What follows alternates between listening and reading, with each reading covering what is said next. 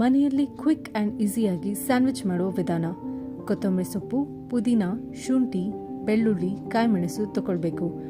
1 by 1 mixie ಜಾರಲ್ಲಿ ಹಾಕಿ fine paste ಮಾಡಿ. ಇಲ್ಲಿ ಗ್ರೈಂಡ್ ಮಾಡುವಾಗ ನೀರು ಸೇರಿಸುವ ಅವಶ್ಯಕತೆ ಇಲ್ಲ. ರುಚಿಗೆ ತಕ್ಕ ಉಪ್ಪು, 2 to 3 ಡ್ರಾಪ್ಸ್ ಲೆಮನ್ ರಸ ಹಾಕಿ ಮಿಕ್ಸ್ ಮಾಡಿ.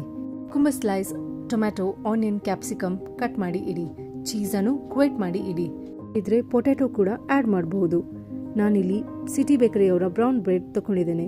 2 ಸ್ಲೈಸ್ ಬ್ರೆಡ್ ಮೇಲೆ ಚಟ್ನಿಯನ್ನು ಹಾಕಿ ಸ್ಪ್ರೆಡ್ ಮಾಡ್ಕೊಳ್ಳಿ.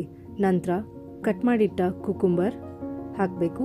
ಅದರಾದ್ಮೇಲೆ ಕ್ಯಾಪ್ಸಿಕಮ್, ಟೊಮ್ಯಾಟೊ ಆ್ಯಂಡ್ ಆನಿಯನ್ ಸೇರಿಸಬೇಕು. ಆಲ್ರೆಡಿ ಗ್ರೇಟ್ ಮಾಡಿದ ಚೀಸನ್ನು ಹಾಕಿ ಬ್ರೆಡ್ ಸ್ಲೈಸಿಂದ ಕವರ್ ಮಾಡಿ. ಬಟರ್ ಗ್ರೀಸ್ ಮಾಡಿದ ಪ್ಯಾನಲ್ಲಿ ಸ್ಯಾಂಡ್ವಿಚನ್ನು ಇಟ್ಟು 2 ಸೈಡ್ ಗ್ರಿಲ್ ಮಾಡಿ. ಬಿಸಿ ಬಿಸಿಯಾಗಿ ರುಚಿಕರವಾದ ಸಿಂಪಲ್ ಆಗಿ ಸ್ಯಾಂಡ್ವಿಚ್ ರೆಡಿ.